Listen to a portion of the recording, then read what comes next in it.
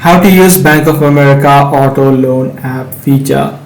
Now there is no separate application of auto loan within Bank of America. All of this is integrated within the main application of Bank of America. So make sure you quickly log into your account.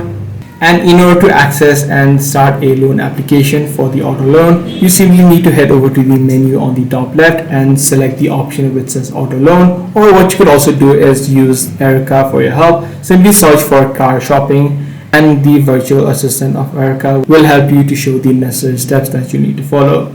So the steps basically is you need to submit a full application in order to secure your formal approval, also providing funding availability within 24 hours.